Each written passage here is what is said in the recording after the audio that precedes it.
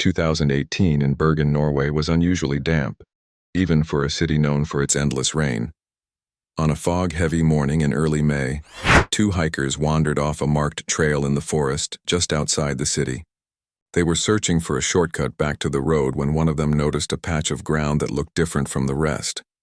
The soil appeared looser, slightly darker, and covered with leaves that didn't quite blend in with the surrounding forest floor. Curiosity turned to unease when a boot heel sank deeper into the ground than expected. Within minutes, the hikers realized they had stumbled upon something that didn't belong to the wilderness. Police were called, and soon a team of forensic specialists arrived at the scene. Beneath the damp soil and layers of moss lay the body of a young woman. She was dressed simply, wearing a faded blue jacket, jeans, and shoes that still looked new. Her face was pale and almost serene, her arms carefully crossed over her chest, as if she had been posed. It was not the typical brutality investigators expected from murder. Instead, it was ritualistic, deliberate, and strangely calm. The discovery sent shockwaves through the quiet community. Bergen had its share of crime, but this was different. The body showed no immediate signs of violence, no defensive wounds, no obvious trauma.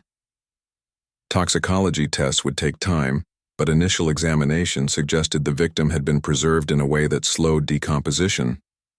Whoever had buried her had taken steps to ensure her body would remain intact long enough to be discovered.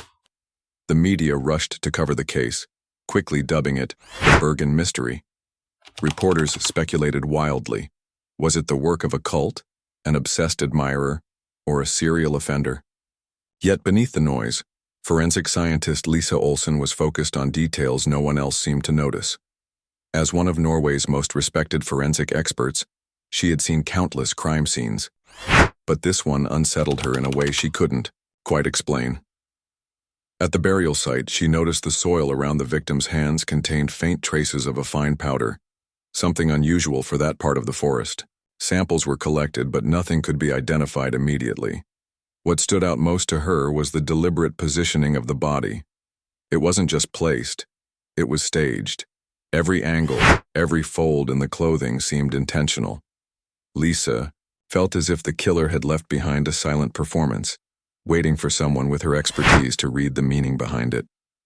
The victim herself was eventually identified as a 24-year-old university student who had gone missing weeks earlier. Her family had reported her disappearance, but there had been no leads until now. Investigators interviewed friends, classmates, and neighbors, but no one could provide useful information. She was described as quiet, hardworking, and kind. There were no enemies, no troubled relationships, and no history of risky behavior. It seemed impossible to understand why she had been chosen. For Lise Olsen, however, the case was not simply about the why, it was about the how. She studied the evidence late into the night, piecing together fragments others dismissed. The strange soil, the absence of DNA, the immaculate state of the victim's clothing, all of it pointed to a killer who was not only careful but methodical. What disturbed her most was the sense that this was only the beginning. Killers who plan with this level of precision rarely stop at one victim. They leave behind patterns, and patterns always grow.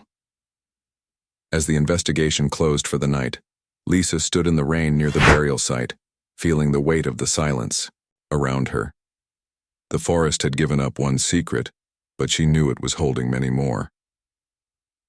Months passed after the first discovery, and Bergen's residents tried to convince themselves that it was an isolated tragedy. The victim's funeral was quiet, marked with grief but little closure.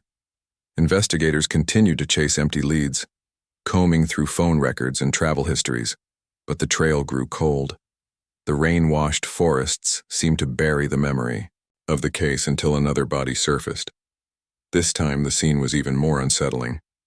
In November of 2018, an abandoned farmhouse outside Oslo was reported by locals for a strange odor.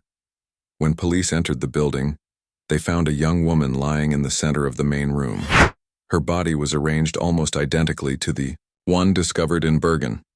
Hands crossed neatly over her chest, her head tilted slightly to the right, her clothes clean and pressed.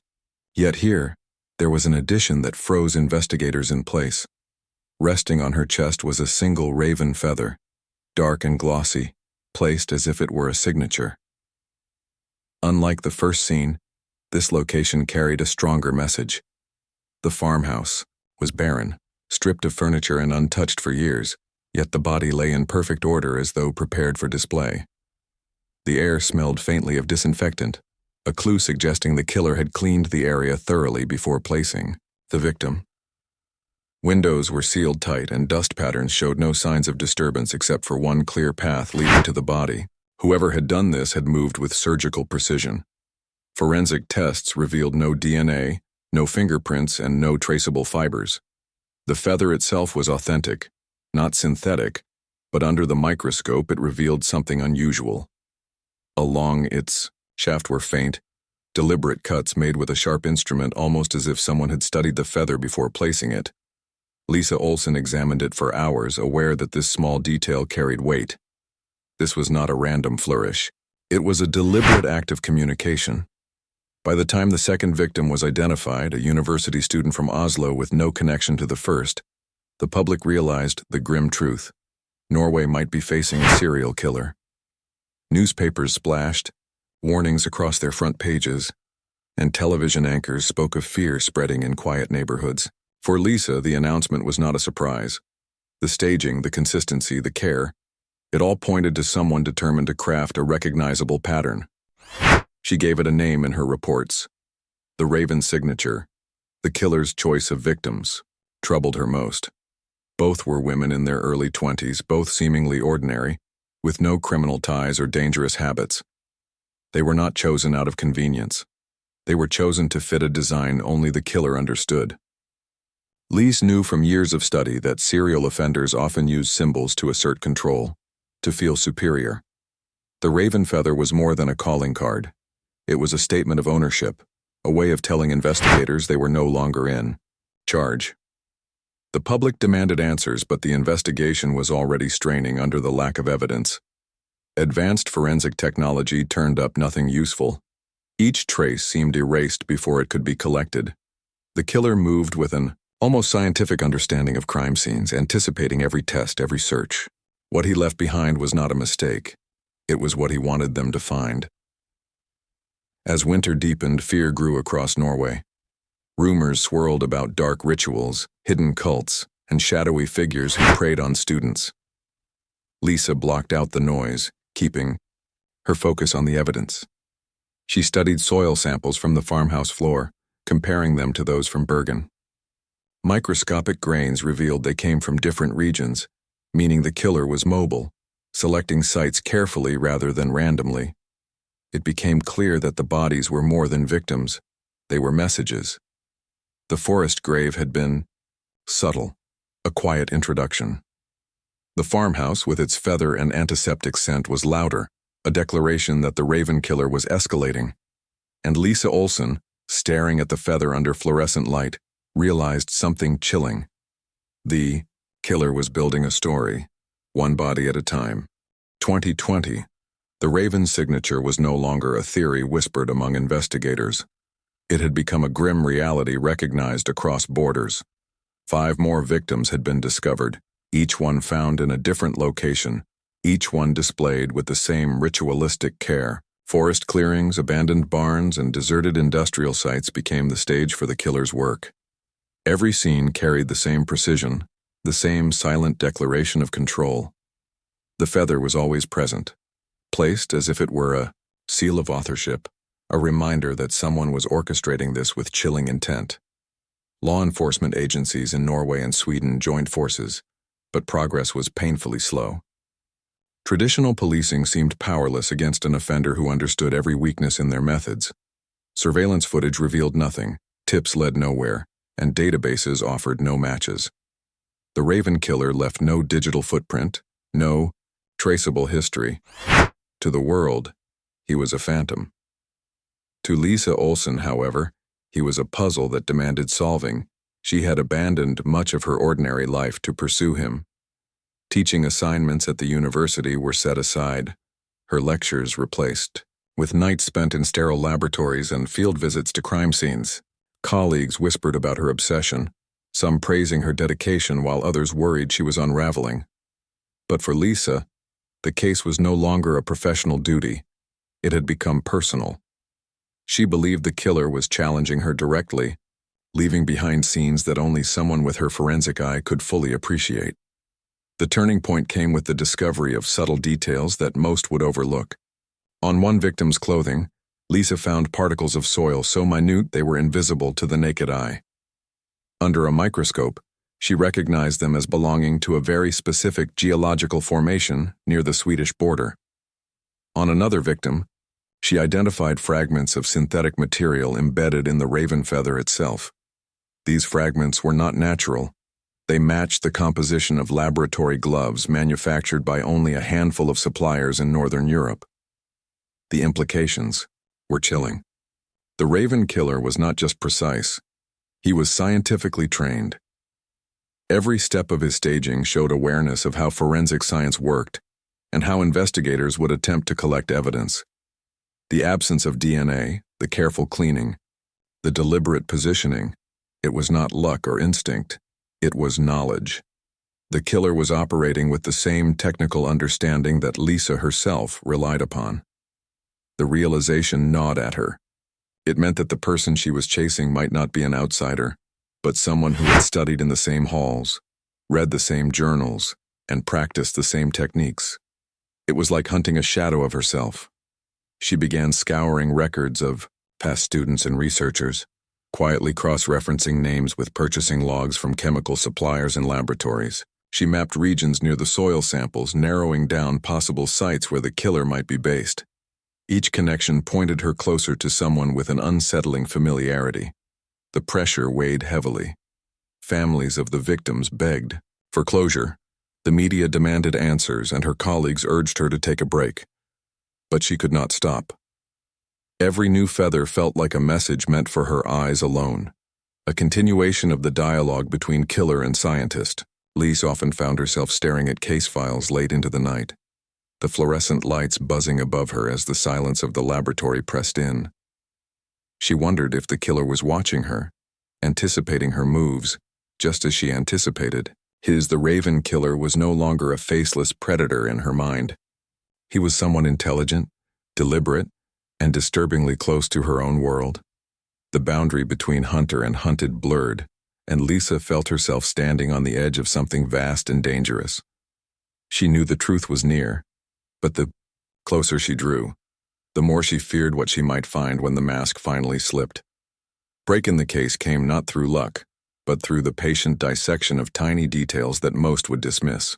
In late 2022, Lise received a report from the Forensic Biology Unit analyzing the raven feathers. For years, they had been catalogued as natural feathers, left intentionally by the killer. But one technician noticed faint, nearly invisible incisions along the shafts.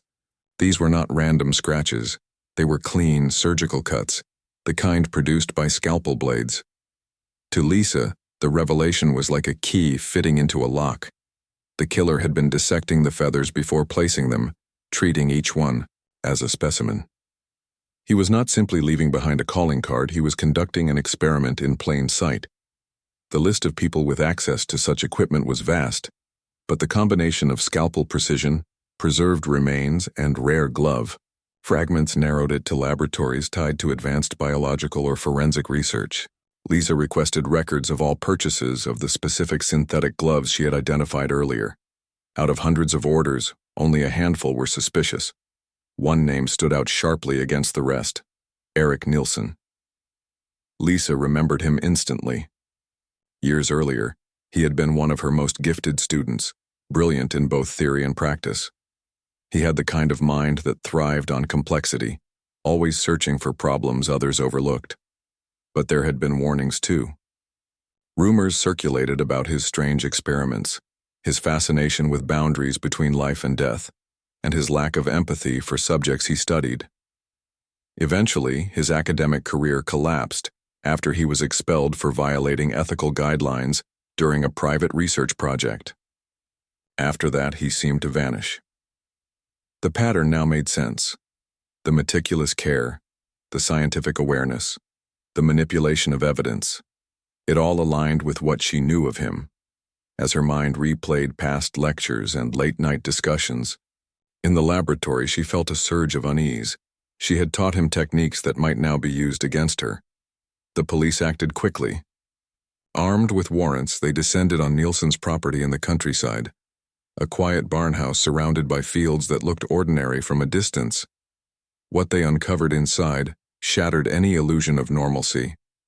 Beneath the floorboards, hidden by a false panel, was a laboratory that seemed frozen in perpetual twilight. Glass containers lined the walls, filled with preserved animal specimens and unidentified remains. On a wooden board pinned with precision were dozens of raven feathers marked with cuts and annotations in small, neat handwriting.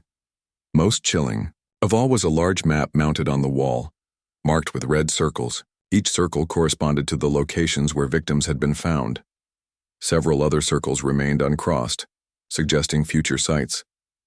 The pattern was deliberate, almost mathematical, as if he had been planning a sequence of deaths long before. The first body was discovered. The evidence was overwhelming, yet one crucial element was missing. Erik Nilsen himself was gone. The house was abandoned, dust gathering on work surfaces, food left untouched in the kitchen. It was as though he had anticipated the raid and vanished before the net could close around him. The discovery confirmed Lise's worst fears, but it also deepened the mystery. If Erik had been orchestrating this elaborate performance, then the final act had not yet been played. The feathers, the bodies, the map, they all pointed to a design not yet completed. As she stood in the hidden laboratory, staring at the unfinished circles on the map, she understood that the Raven Killer was not finished. He had planned too carefully to let the story end here. March 2024, a battered car was discovered abandoned on a cliff road overlooking the Norwegian Sea. The vehicle was registered to Erik Nilsen, and inside police found a collection of personal items that seemed staged for discovery. A worn leather jacket, a broken wristwatch, and, most unsettling, a research journal filled with his handwriting. The final pages of the journal were not scientific notes, but cryptic passages that blurred the line between confession and taunt. Repeatedly, he referenced Lise by name, describing her as the mirror and the other half of the equation. The last line read, "She studies me as I study her. The last chapter is not mine. It is hers." The scene appeared designed to suggest suicide. The cliff's edge dropped into waves that churned violently against sharp rocks, and investigators speculated that Erik had thrown himself into the sea. Yet no body was ever recovered. The currents in that part of the coast were unforgiving, capable of carrying remains miles away or pulling them beneath the surface forever. Still, the absence of physical proof left doubt hanging in the air. Many believed Erik had staged his disappearance with the same precision he had shown at every crime scene. For Lise Olsen, the journal was both a breakthrough and a curse. She read each line carefully, feeling the weight of every word. He had written about her methods, her lectures, even her private research that was never published. It was clear he had been following her for years, not just as a student, but as a shadow watching from a distance. The victims, the feathers, the rituals, they were not only acts of violence but also messages woven into a dialogue between them. The Raven Killer had not been killing at random. He had been performing for her. When her forensic memoir was released in April 2025, the public finally learned the extent of that connection. She revealed how the evidence pointed toward Nilsen's scientific knowledge, how the soil, the feathers, and the laboratory materials had been decoded step by step. She described the hidden laboratory beneath his barn and the map marked with future sites. But what captured the world's attention was her acknowledgement of the personal link, that the killings had been staged for her eyes, each victim a message in a twisted conversation. The reaction was explosive. Some hailed her bravery, admiring the way she had pursued truth despite the psychological weight of being drawn into the killer's design. Others criticized the memoir, accusing her of feeding into the killer's obsession by making herself part of the narrative. But regardless of the debate, the story became a sensation across Europe and beyond. The Raven Killer had transcended from a local horror into a legend whispered in true crime circles. Despite the book's revelations, many questions remained unanswered. Was Erik truly dead, claimed by the sea, or had he vanished into another country, waiting to continue his performance when the world least expected it. In the months following the car's discovery, no new victims appeared, yet rumors persisted. Unverified sightings of him circulated online, each one fanning the flames of speculation. Lisa herself never gave definitive answers in interviews. She always redirected questions back to the evidence, yet her silence on certain details left room for doubt. Alone at night, she admitted to herself that she sometimes felt watched, as though the game had not ended. The Raven's signature might have paused, but she could never be certain it was finished. The story closed not with resolution, but with a haunting absence. A cliffside car, a missing body, a journal that read like a farewell, and a challenge all at once. Whether Erik Nilsen was dead or alive, his presence lingered like the dark feathers he left behind, symbols of a mystery that refused to die.